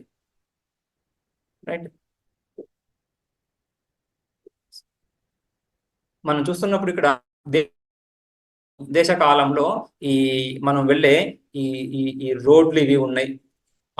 ఆ రహదారి మీద ఏదో ఒక వాహనం వెళ్తుంటుంది. ఆ వాహనంలో ఎవరో వ్యక్తి కూర్చొని ఉంటున్నాడు. ఈ విధంగా ఆత్మ చైతన్యం మీద కాలము, తర్వాత దేశం పైన ఈ మార్గాల పైన ఈ వాహనాలు, ఆ విధంగా కల్పనం అని చెప్పటం లేదు కదా. ఆ విధంగా తీసుకున్నాం. ఇవన్నీ కూడా ఏ వస్తువుని తీసుకున్నా కూడా అది సాక్షాత్తుగా ఆత్మ చైతన్యం మీదనే అధ్యస్థమైంది. దేశము కాలము ఆత్మ చైతన్యం మీద అధ్యస్థమై ఉన్నాయి. రైట్? ఈ వివిధ దేశాలు రాజ్యాలు ఆత్మ చైతన్యం మీదనే అధ్యస్థమై ఉంది. ఈ సకల ప్రజలు సకల ప్రాణులు ఆత్మ చైతన్యం మీదనే అర్థిస్తున్నాయి, అన్ని ఆత్మ చైతన్యం మీదనే. అందుకని ఈ సన్నిహితము అంటే ఎలా తీసుకోవాలి? సన్నిహితము అంటే ప్రతిబింబము, ఈ ఆత్మ చైతన్యం యొక్క ప్రతిబింబము అంతఃకరణంలో పడుతూ ఉంది కాబట్టి సన్నిహితం. ఆ ప్రతిబింబించినటువంటి చైతన్యం మళ్ళీ ఇంద్రియాదుల్లో ప్రతిబింబిస్తూ ఉంది కాబట్టి అవి కొంచెం దూరము. ఆ విధంగా ప్రతిబింబము ద్వారానే అన్ని యద్యపి ఆత్మ చైతన్యంలోనే అధ్యస్థమై ఉన్నప్పటికీ కూడా ఆత్మ చైతన్యం యొక్క ప్రతిబింబము అంతఃకరణంలో చక్కగా ప్రకాశిస్తూ ఉంది, ప్రతిఫలిస్తూ ఉంది. అంతఃకరణంలో అంతఃకరణ వృత్తులలో అహం వృత్తి లేదా అంతఃకరణము, రైట్, వీటిలో ఆత్మ చైతన్యం ప్రకాశిస్తా ప్రతిఫలిస్తూ ఉంది. ఈ బాహ్య దేహాదులు గాని, దేహం నుంచి మొదలుకొని ఈ ఘటపటాదుల్లో గాని ఆత్మ చైతన్యం సాక్షాత్తుగా ప్రకాశించడం లేదు. ఎందుకని? అవి తమోగుణ కార్యాలు కాబట్టి ఆత్మ చైతన్యాన్ని గ్రహించేటువంటి సామర్థ్యం వాటిలో లేకుండా పోతుంది, రైట్. సో ఆత్మ చైతన్యాన్ని గ్రహించేటువంటి సామర్థ్యం వాటిలో లేదు కాబట్టి అందులో ఆ ప్రతిబింబము లేదు. ఆ ప్రతిబింబం అంతఃకరణంలో ఉంది, రైట్. ఇది ఒక వ్యవస్థ. రెండవది, ఈ బాహ్య వస్తువులు ఏవైతే మనం తమోగుణం ద్వారా ఉత్పన్నమైనాయని చెప్తున్నామో, తమోగుణానికి సత్వగుణం ద్వారా అంతఃకరణము ఇత్యాదులు, వాటికి ఒక స్వభావం ఉంది, జ్ఞానానికి అనుకూలంగా ఉండడం. తమోగుణానికి ఒక లక్షణం ఉంది, ఏంటిది? జ్ఞానాన్ని ప్రకాశ చైతన్యాన్ని ఆవరించడం, ఆవరణంగా ఉండడం, తప్పివేయడం, అంటే జ్ఞానానికి విరోధిగా ఉండడం, రైట్. సహజంగా స్వాభావికంగా అది ఎందులో అయితే తమోగుణం ఉందో ఆ తమోగుణము ఆ వస్తువుని, దాని ఆశ్రయాన్ని కప్పివేస్తుంది, దాని ఆశ్రయం యొక్క స్వరూపాన్ని తెలియకుండా చేస్తుంది. ఈ తమోగుణ కార్యాలు, శరీరం గాని, ఈ ఘటపటాదులు గాని, బాహ్య వస్తువులు ఏవైనా సరే, శబ్దస్పర్శ రూపరసగంధ వాటి ఆశ్రయాలు, శబ్దస్పర్శ రూపరసగంధాలు వాటి ఆశ్రయాలు, ఇవన్నీ కూడా తమోగుణ కార్యాలని చెప్పుకున్నాం కదా, రైట్. శబ్దస్పర్శ రూపరసగంధాలను తెలుసుకునేటువంటి ఇంద్రియాలు సత్వగుణోపేతాలు. ఆ శబ్దస్పర్శ రూపరసగంధాలు ఎక్కడి నుంచి వస్తున్నాయి? అదే ఆకాశం యొక్క తమో మాత్ర నుంచి, అదే ఆకాశం యొక్క సత్వాంశం నుంచి శ్రోత్రేంద్రియం, ఆకాశం యొక్క తమో అంశం నుండి, పంచీకృతమైన తమో అంశం నుంచి శబ్దగుణం, శబ్దం అనేటువంటి శబ్దం, రైట్. సో ఆ విధంగా అదే ఆకాశానికి సంబంధించిన శ్రోత్రేంద్రియము అదే ఆకాశానికి సంబంధించిన శబ్దాన్ని గ్రహిస్తూ ఉంది. శబ్దము కేవలం గ్రహించబడుతుంది, శ్రోత్రేంద్రియం గ్రహిస్తుంది. ఎలా గ్రహిస్తూ ఉంది అక్కడ? మళ్ళీ అది జడమే. అది జడం ఎలా గ్రహిస్తూ ఉంది అదే మనం చర్చించబోతున్నాం, రైట్. సో ఈ విధంగా ఈ విభాగము తమోగుణంలో ఒక లక్షణం ఉంది, ఆవరించడము, ఆవరణం కల్పించడము, ఆవరణం చేయడము, తప్పివేయడము అనేటువంటి స్వభావం దానికి ఉంది. అందుకని ఇప్పుడు మనం ఘటము పటము అంటున్నప్పుడు ఎక్కడున్నాయి ఘటపటాలు? ఘటపటాలు ఆ శుద్ధ చైతన్యంలోనే ఆరోపితమై ఉన్నాయి, రైట్. ఆ శుద్ధ చైతన్యంలో ఆరోపితమైనటువంటి ఘటాన్ని ఆ చైతన్య దృష్ట్యా చెప్తున్నప్పుడు ఘటం అంటే ఘటావచ్చిన్న చైతన్యం అని చెప్పాలి. చైతన్యంలో ఉంది కదా చైతన్య ఆస్పెక్ట్, చైతన్య అంశము ఘటంలో తెలియాలి మనకి. ఎలా తెలుస్తా ఉంది? ఘటావచ్చిన్న చైతన్యం అని. ఘటం అంటే ఘటావచ్చిన్న చైతన్యం, పటం అంటే పటావచ్చిన్న చైతన్యం, పర్వతం అంటే పర్వతావచ్చిన్న చైతన్యం. ఏంటా చైతన్యం? పంచదశలో చక్కగా చెప్తారు. ఈ జగత్తులో ప్రతి అంశంలో కూడా 5 అంశాలు ఉన్నాయి, ప్రతి వస్తువులో కూడా 5 అంశాలు ఉన్నాయి. నామరూపాలని 2 అంశాలు మనకు తెలుసు. జగత్తంతా కూడా నామరూపమయం. సో ఘటం అంటే ఘటం అనే నామము, రూపం ఉంది. ఈ నామరూపాలే కాకుండా అస్థి భాతి ప్రియం అని ఇంకొక 3 అంశాలు ఉన్నాయి. అవి ఆత్మస్వరూపానికి సంబంధించినటువంటి, చైతన్యానికి సంబంధించినటువంటి అంశాలు. అదే సత్తా. ఘటో అస్థి అంటున్నప్పుడు, ఆ ఘటం అంటున్నప్పుడు మనకు ఒక ఉనికి, ఒక ఎగ్జిస్టెన్స్, ఒక సత్తా, రైట్. ఒక ఉనికితో పాటుగా ఘటము ఉంది అంటున్నాం కదా. ఏంటి ఉంది అక్కడ? ఘటము ఉంది అంటున్నప్పుడు కేవలం నామరూపాలనే భావంతో మనం చెప్పడం లేదు, అక్కడ ఏదో సత్తా ఉంది అనే భావం చెప్తున్నాం. ఆ సత్తా ఆత్మస్వరూపానికి సంబంధించినటువంటిది. ఆ సత్తాకి ఒక ఘటం అనే ఆకారం ఏం లేదు, ఘటం అనే పేరేం లేదు. ఈ ఘటం అనే ఆకారం పేరు దాంట్లో ఆరోపించబడ్డాయి. ఈ సత్తా అనే అంశాన్ని, ఈ ఘటం అనే నామరూపాన్ని మన బుద్ధి వేరు చేయలేకుండా పోతా ఉంది. వేరు చేయలేకుండానే వ్యవహారం జరుగుతాం, వేరు చేయలేకపోతా ఉంది కాబట్టి వ్యవహారం జరుగుతాం, రైట్. సంపూర్ణ జగత్తులో ఈ 5 అంశాలు ఉంటున్నాయి, ప్రతి వస్తువులు ఈ 5 అంశాలు. ఆ 5 అంశాలు నామరూపాలు జగత్తుకు సంబంధించినవి, రైట్. ఆ తమో గుణానికి సంబంధించినవి, మాయకు సంబంధించినవి. అస్థిభాతి ప్రియం అనేటువంటివి ఆత్మస్వరూపం, అధిష్టానానికి సంబంధించినవి. ఈ నామరూపాలు అనేటువంటి మాయా కార్యాలు ఏవైతే ఉన్నాయో ఈ సత్తా, ఈ అస్థిభాతి ప్రియం అనే ఆత్మస్వరూపాన్ని ఆవరింపజేస్తుంది, కప్పివేస్తున్నాయి. సో ఘటం అంటే ఘటావచన చైతన్యమే. అయితే అందులో ఆ చైతన్యం ప్రకాశక స్వరూపంగా చైతన్యం, రైట్, ప్రకాశించాల్సినటువంటిది అది దాని యొక్క ప్రకాశకత్వం ఆవృతమయ్యింది ఈ ఘటం ద్వారా. మాయాకార్యం తమోగుణ కార్యం అని. సో ఆ విధంగా ఆవృతమైంది కూడా అది కనిపించదండి. ఆ విధంగా సకల వస్తువులు ఎక్కడ ఏ వస్తువు ఉన్నా కూడా తదవచన చైతన్యాన్ని అవి కప్పివేస్తూనే ఉన్నాయి. ఈ కప్పివేయడం ఏదైతే ఉందో దీన్ని స్థూలా విద్య అని. ప్రతి వస్తువుకు సంబంధించినటువంటి అవిద్య, తత్తద్ వస్తువుకు సంబంధించినటువంటి అజ్ఞానం. ఘటం నాహం ఘటం జానామి అంటున్నప్పుడు, ఆ ఘట అజ్ఞానం ఏదైతే ఉందో, రైట్, ఘట విషయక అజ్ఞానం, దాన్ని స్థూలా విద్య అంటారు. స్థూల అంటే స్వల్పం అని కదా, ఆ వస్తువుకి మాత్రమే సంబంధించినటువంటి అజ్ఞానం. అదేవిధంగా మూలా విద్య అని ఇంకొకటి చెప్పుకుంటాం. అది సకల జగత్తుకు సంబంధించినటువంటిది. ఏదైతే తన్మాత్రల రూపంలో పరిణమించి దేని నుంచి అయితే ఈ విధంగా చక్షురాది జ్ఞానేంద్రియాలు, కర్మేంద్రియాలు, అంతఃకరణము, ప్రాణము, బాహ్య జగత్తు ఉత్పన్నమవుతుందో దానికి కారణమైనటువంటి దాన్ని మూలా విద్య అని, ప్రధానభూతమైనటువంటి విద్య. ఈ ఇతర విషయాలు ఏవైతే ఉన్నాయో, ఘటపట ఇత్యాది వస్తువులు ఏవైతే ఉన్నాయో వాటిని తెలియకుండా చేసేటువంటి అజ్ఞానం ఏదైతే ఉందో దాన్ని స్థూలా విద్య. ఈ రెండు స్థూలా విద్య మూలా విద్య మీద డిపెండ్ అయ్యింది, ఆబ్వియస్ గా తెలుస్తానే ఉంది కదా, రైట్. మూలా విద్యను ఆశ్రయించే స్థూలా విద్య కూడా మూలా విద్యలో ఒక అంశంగా చెప్పుకోవచ్చు. కానీ ఆ విధంగా రెండింటిని వేరు చేసి చెప్పుకుంటుంది, రైట్. ఈ విధంగా ఘటపటాదులు తమోగుణోపేతాలై చైతన్యం మీదనే, ఆత్మస్వరూపం మీదనే ఆరోపితమైనప్పటికీ కూడా వాటి యొక్క జ్ఞానం కలగటం లేదు, తమో గుణాలై ఉండడం చేత. అందుకని దానికి సమాధానంగా ఏముంది, అందుకని చక్షురింద్రియం వెళ్ళి ఆ ఘటదేశంతో, ఘట వస్తువుతో సంబంధం కలిగినప్పుడు అంతఃకరణం, ఎటువంటి అంతఃకరణం, సత్వగుణోపేతమైనటువంటి అంతఃకరణం. అది కేవలం శుద్ధ సత్వగుణ కార్యం. ఆ సత్వగుణోపేతమైన ఆ అంతఃకరణం ఘటదేశాన్ని చేరుతా ఉంది చక్షురింద్రియ సంబంధం ద్వారా. చక్షురింద్రియానికి ఘటానికి సంబంధం ఏర్పడింది. ఆ సంబంధం ద్వారా ఈ అంతఃకరణం ఘటదేశాన్ని చేరుతా ఉంది, రైట్. ఈ వేదాంత సార ఇత్యాదుల్లో ఒక దృష్టాంతం ఇస్తారు. ఏ విధంగా అయితే రైతు పొలాలకి గట్లు కట్టిన తర్వాత నీళ్లు విడుస్తున్నప్పుడు, కాలువల నుంచి నీళ్లు విడుస్తున్నప్పుడు ఆ కాలువల నీళ్ళని పొలంలోకి తీసుకువెళ్తారు. గట్టును కొంత అక్కడ ఆ గట్టును అక్కడ ఒక మార్గం చేసి, అంటే ఆ నీళ్ళకు ఒక మార్గాన్ని కల్పించి పొలంలోకి తీసుకెళ్తారు. ఆ పొలంలోకి తీసుకెళ్లిన నీళ్లు పొలం ఏ ఆకారంలో అయితే ఉందో, చతురస్రాకారమా, త్రికోణాకారమా, దీర్ఘ చతురస్రమా, ఏ ఆకారంలో అయితే ఉందో నీళ్లు అదే ఆకారాన్ని పొందుతున్నాయి అని, రైట్. ఆ పొలంలోకి ప్రవేశించి నీళ్లు ఆ ఆకారాన్ని పొందుతున్నాయి. సో ఆ విధంగా అంతఃకరణం కూడా ఈ చక్షురింద్రియ లేదా ఇంద్రియ సన్నికర సంబంధం ద్వారా విషయ దేశానికి వెళ్ళి విషయాకారాన్ని పొందుతా ఉంది. ఇప్పుడు ఏమవుతోంది, ఆ ఘటం ఏదైతే అంతఃకరణ, ఆ ఘటం ఏదైతే ఆత్మ చైతన్యాన్ని, ఆ బ్రహ్మ చైతన్యాన్ని ఆవరించి ఉందో అదే స్థలంలో ఈ అంతఃకరణం కూడా వెళ్ళి ఆ చైతన్యాన్ని, ఇది అంతఃకరణం ఇప్పుడు ఆ ఆకారాన్ని ధరించి దానికి ఉపాధిగా ఉంటాం. ఘటం ఉపాధి, ఘటం అనేటువంటి నామరూపం, ఘటం అంటే నామరూపమే.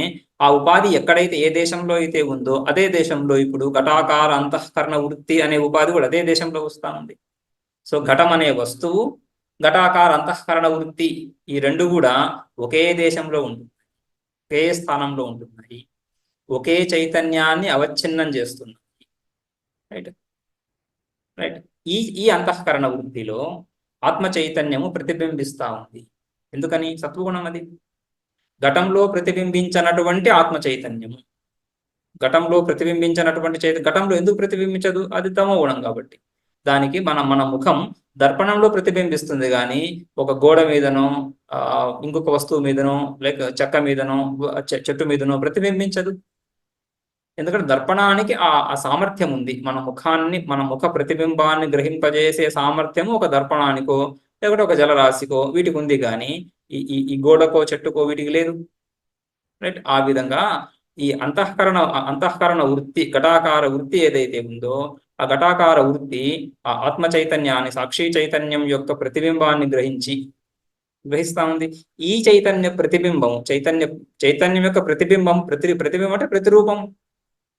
ఆ ప్రతిరూపం రూపంలానే ఉంటుంది. మన ముఖం ఎలా కనిపిస్తుంది దర్పణంలో, మన ముఖం ఎలా ఉంటే అలానే కనిపిస్తుంది, రైట్? సో ఆ విధంగా ఈ అంతఃకరణ వృత్తిలో ప్రతిబింబించినటువంటి ఆ చైతన్యం కూడా చేతాయమానంగానే ఉంటుంది. దాని యొక్క స్వభావం చైతన్యానికి ఒకటే స్వరూపం, ప్రకాశించడం మరియు ప్రకాశింపజేయడం, వెలిగించడం, వస్తువును తెలియజేయడం. ఆ విధంగా అంతఃకరణ వృత్తిలో ప్రతిబింబించినటువంటి చైతన్యం, దాన్ని చిదాభాస అంటున్నాము. చిత్వత్ ఆభాసతే, చైతన్యం వలె అనిపిస్తుంది. చిత్వత్ ఆభాసతే ఇది చిదాభాస, రైట్? ఆ చిదాభాస ఆ అజ్ఞానాన్ని, ఏ అజ్ఞానాన్ని? స్థూలాజ్ఞానాన్ని. ఏదైతే మనం ఇప్పుడు దాకా స్థూలాజ్ఞానం అని చెప్పుకున్నామో ఆ స్థూలాజ్ఞానాన్ని పారద్రోలుతా ఉంది. స్థూలాజ్ఞానాన్ని ఇప్పుడు ఈ అంతఃకరణ వృత్తిలో, ఘటాకార అంతఃకరణ వృత్తిలో చైతన్యం ప్రతిబింబించగా ఆ ప్రతిబింబం ద్వారా ఘటావచ్చిన్న చైతన్య నిష్ట ఘటాజ్ఞానం తొలగిపోతా ఉంది. ఏ ఘటాజ్ఞానం? ఏదైతే ఘటావచ్చిన్న చైతన్యాన్ని ఆవరించి ఉందో, స్థూలాజ్ఞానం అని చెప్పుకున్నాం కదా, స్థూల విద్య, అది తొలగిపోతా ఉంది. అది తొలగిన తర్వాత ఇంకొక ప్రక్రియ ఉంది. తొలగిన తర్వాత ఏమవుతుంది? ఆ ఘటం అనే వస్తువు ఉంది కదా, ఘటం అనే వస్తువు జడ వస్తువు. అది అజ్ఞానం తొలగిందంతే, ఇంకా జ్ఞానం కలగలే. అజ్ఞానం తొలగడం వేరు, జ్ఞానం కలగడం వేరు.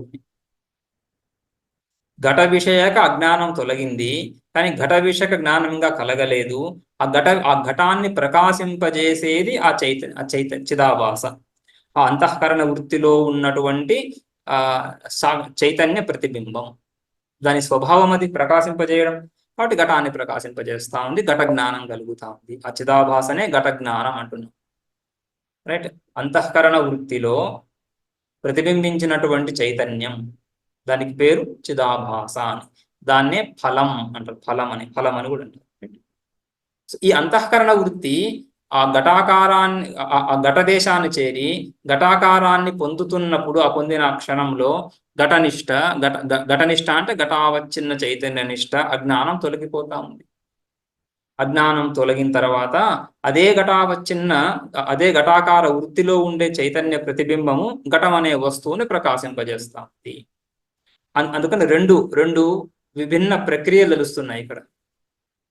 ఘట అజ్ఞాన ధ్వంసము, ఘట ప్రకాశం. ఈ ఘట అజ్ఞాన ధ్వంసము, దీన్ని వృత్తి వ్యాప్తి అని చెప్పుకుంటాం. వృత్తి అంటే అంతఃకరణం యొక్క పరిణామాన్ని వృత్తి అని, రైట్? అంతఃకరణ పరిణామం వృత్తి. ఈ అంతఃకరణ పరిణామము విషయ దేశానికి వెళ్ళి వ్యాపిస్తా ఉంది విషయ రూపేణ. అందుకని వృత్తి వ్యాప్తి, వృత్తి యొక్క వ్యాప్తి అంటే విస్తరించడం. వృత్తి అంటే అంతఃకరణ పరిణామం, ఘటాకార వృత్తి. ఈ అంతఃకరణము విషయ దేశానికి వెళ్ళి విషయాకారాన్ని పొంది విషయాన్ని అంతటా సమూలంగా ఆక్రమిస్తా ఉంది, సంపూర్ణంగా సమగ్రంగా ఆక్రమించినప్పుడు అందులో ఉన్న అజ్ఞానం తొలగిపోతా ఉంది. ఎందుకంటే సత్వగుణం కాబట్టి, ఇందులో చైతన్య ప్రతిబింబం ఉంది కాబట్టి, చైతన్య చిదాభాస విశిష్ట అంతఃకరణం కాబట్టి, ఏ విధంగా అయితే సూర్యకిరణాలు గదిలో ప్రవేశిస్తున్న క్షణంలోనే అంధకారం తొలగిపోతున్నట్లుగా అజ్ఞానం తొలగిపోతా ఉంది.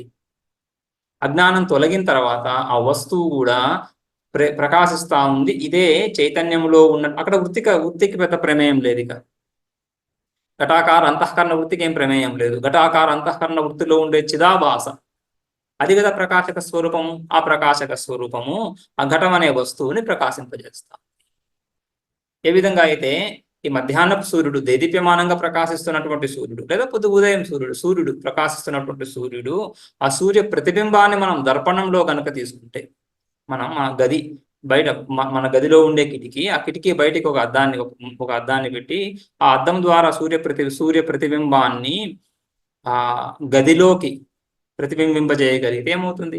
గదిలోకి ఆ సూర్యుడు వెలుగు వస్తా ఉంది. ఎక్కడి నుంచి వస్తా ఉంది? దర్పణం నుంచి. సో ఎవరు వెలిగిస్తున్నారు? లోపల ఉన్నటువంటి అజ్ఞానాన్ని ఎవరు పారద్రోలారు?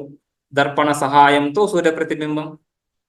ఆ వస్తువులను ఎవరు అంధకారం పోయింది? అంధకారం పోయిన తర్వాత లోపల వస్తువులు తెలుస్తున్నాయి. ఎలా తెలుస్తున్నాయి? దేని వల్ల తెలుస్తున్నాయి?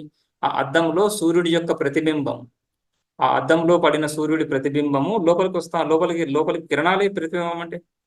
సూర్యుడు ఏ విధంగా అయితే ప్రకాశక స్వరూపమో, ఈ అద్దంలో సూర్య ప్రతిబింబం కూడా అదే విధంగా ప్రకాశక స్వరూపం. అద్దంలో మనకు ఏదైతే కనిపిస్తున్నాడో దాన్ని ప్రతిబింబం అని అంటాం. ఆ ప్రతిబింబానికి కూడా ఆ విధంగా ప్రకాశన సామర్థ్యం ఉంది. సూర్యుడికి ఉన్నంత సామర్థ్యం లేకపోవచ్చు, కానీ ప్రకాశక స్వరూపమే. సో ఆ విధంగా ఆ ప్రతిబింబం ఏ విధంగా అయితే గదిలో ఉండే సకల వస్తువులను ప్రకాశింపజేస్తా ఉందో, అదే విధంగా ఈ అంతఃకరణంలో ఉన్న ఆ చైతన్య ప్రతిబింబము ఈ గడపటాది విషయాలను ప్రకాశింపజేస్తా ఉంది. అంతఃకరణ సహాయంతో అజ్ఞానాన్ని పారదొలుతా ఉంది. స్వతహాగా ప్రకాశక స్వరూపం అయి ఉండి ఆ విషయాలను ప్రకాశింపజేస్తా ఉంది. అజ్ఞానాన్ని పారద్రోలేదాన్ని వృత్తి వ్యాప్తి అని, ఈ విషయాన్ని ప్రకాశించే అంశాన్ని ఫల వ్యాప్తి అని. ఆ చిదాభాసకే ఫలం అని పేరు అని చెప్పుకున్నాం కదా. ఫలము యొక్క వ్యాప్తి, ఆ ఫలం ఆ చైతన్య స్వరూపము కూడా ఏ ఆకారంలో ఉంటుంది? ఏ అంతఃకరణం ఏ ఘటాకారాన్ని అయితే ధరించిందో ఆ ఘటంలో ఘటాకార వృత్తిలో ఉండే ఆ చైతన్య ప్రతిబింబం కూడా ఘటాకార వృత్తినే పొందుతుంది. రైట్. మనం టార్చ్ వేసినప్పుడు లేదా లైట్ ఆన్ చేసినప్పుడు ఆ వెలుగు వచ్చి వస్తువు మీద పడుతూ ఉంది. వస్తువు మీద పడి వస్తువునంతటిని ఆక్రమించి వస్తువాకారంగానే తెలుస్తూ ఉంది. రైట్. సర్వత్రా ఆ కాంతి ఉన్నప్పటికీ ఆ విశేషంగా వస్తుస్థానంలో వస్తువాకారంగా తెలుస్తూ ఉంది. ఆ విధంగా ఈ చైతన్యంలో ఉండే ఈ అంతఃకరణ వృత్తిలో ఉండే చైతన్య ప్రతిబింబం, ఆ అంతఃకరణ వృత్తి కూడా ఘటాకారాన్ని దాల్చింది. అంతఃకరణ వృత్తిలో ఉండే చైతన్య ప్రతిబింబం కూడా ఘటాకార వృత్తిలోనే ఉంటుంది. ఏ విధంగా ఇంక వేరే విధంగా ఎలా ఉంటుంది? అది కూడా ఘటాకార వృత్తిని దాల్స్తుంది. అది ఘటాకార వృత్తిని దాల్చడం ఏదైతే ఉందో అది అది ఆ విషయ వస్తువుని ప్రకాశింపజేస్తూ ఉంది. రైట్. అది ఆ వస్తువుని ఆ విధంగా ప్రకాశింపజేస్తుంది. ఆ ప్రకాశింపజేయడం ఆ వ్యాప్తిని ఫల వ్యాప్తి అని, వృత్తి వ్యాప్తి ఫల వ్యాప్తి అని ఈ విధంగా రెండు విషయాలు. రైట్. ఇప్పుడు యద్యపి సచ్చిత్ చైతన్యమే జగదధిష్టానంగా ఉన్నప్పటికీ కూడా సకల జగత్తు యొక్క భానము జ్ఞానము ఏకకాలంలో ఏకదేశంలో ఎందుకు కనిపించడం లేదు? అజ్ఞానం ద్వారా ఆవృతమై ఉండడం చేత. అజ్ఞానం ద్వారా ఆవృతమై ఉన్నప్పటికీ కూడా ఎందుకు ఏ జ్ఞానము కలగకుండా ఉండాలన్నటువంటిప్పుడు యత్కించిత్ జ్ఞానం ఎందుకు కలుగుతా ఉంది అంటే ఈ విధంగా ఇంద్రియ వ్యాపారం ద్వారా బుద్ధి ఈ అంతఃకరణ వ్యాపారం, ఇంద్రియ వ్యాపారం ద్వారా ఇంద్రియం విషయ దేశానికి వెళ్తా ఉంది. సో ఇంద్రియాల యొక్క ప్రమేయం ఉంది. ఆ ఇంద్రియాలు కూడా ఎందుకు చక్షురింద్రియము రూపం వైపు రూపగ్రహణ సామర్థ్యం ఎందుకు చక్షురింద్రియంలో, శ్రోత్రేంద్రియంలో శబ్దగ్రహణ సామర్థ్యం ఎందుకు అంటున్నప్పుడు ఈ రెండు ఒకే తన్మాత్ర నుంచే వస్తున్నాయి. రూపము ఎక్కడి నుంచి వస్తా ఉంది? తేజో తన్మాత్ర నుంచే రూపం ఉత్పన్నం అవుతా ఉంది. తేజో తన్మాత్ర యొక్క తమో అంశం నుంచే. తమో అంశం పంచీకరణం చెందుతుంది. పంచీకరణం చెందిన తర్వాత స్థూల తేజస్సు, ఆ స్థూల తేజస్సు యొక్క వికారాలే రూపాలన్నీ కూడా. రైట్. అదేవిధంగా ఈ ఆకాశం యొక్క వికారాలను చెప్పుకోవచ్చు శబ్దాలన్నీ కూడా. ఆ విధంగా ఆ తన్మాత్రల నుండే ఆ ఇంద్రియము ఇంద్రియ విషయము.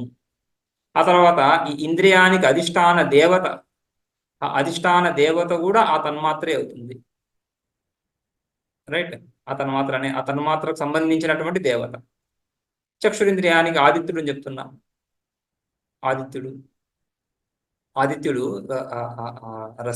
రశ్మి స్వరూపమే కదా. ఆ విధంగా వాగింద్రియానికి అగ్ని. సో ఆ విధంగా ఆ ఇంద్రియాధిష్టాన దేవతలకు కూడా ఈ తన్మాత్రకు సంబంధం కనిపిస్తూ ఉంటుంది. రైట్. సో ఆ విధంగా ఇది వ్యవస్థ. ఈ వృత్తి వ్యాప్తి ఫల వ్యాప్తి ఈ విధంగా ఆయా ఇంద్రియాల సహకారంతో మళ్ళీ అంతఃకరణ వృత్తి కూడా వెళ్తా ఉంది. ఈ అంతఃకరణ వృత్తిలోను ఈ ఇంద్రియాలలోను ఈ విషయాన్ని ప్రకాశింపజేసే సామర్థ్యం ఉంది చైతన్య ప్రతిబింబం ద్వారా. ఇప్పుడు ప్రకాశకం ఎవరు? చైతన్యం ఇంద్రియాలే ప్రకాశకాల, అంతఃకరణమే ప్రకాశకమా, లేదా చైతన్యం ప్రకాశకమా? ప్రకాశకం చైతన్యం కదా. చైతన్యం ప్రకాశకము తత్తత్ ఇంద్రియాల ద్వారా. ఎర్రగా కాల్చినటువంటి ఇనుప గుండు ఏదైతే ఉందో అయ్యో తప్తాయ పిండ, తప్పింపజేసినటువంటి అయఃపిండం. అయస్సు అంటే ఆ ఇనుప గుండు ఏదైతే ఉందో కాలుస్తా ఉంది. అది ఎవరు కాలుస్తున్నారు? ఇనుము కాలుస్తుందా, లేదా ఇనుములో ఉండే అగ్ని కాలుస్తుందా, లేదా రెండు కలిసి కాలుస్తున్నాయా? అగ్ని కదా కాల్చేది. ఇనుము లేకున్నా కూడా, ఇనుము లేకున్నా ఎక్కడైతే ఇనుప గుండును కాల్చామో ఆ అగ్ని కాల్చదా? కాల్చే సామర్థ్యం, దహన సామర్థ్యం ఎవరికి ఉంది? అగ్నికి ఉంది. ఆ సామర్థ్యము ఆ ఇనుప గుండు ద్వారా అభివ్యక్తం అవుతా ఉంది. ఆ ఇనుప గుండు అభివ్యంజకం.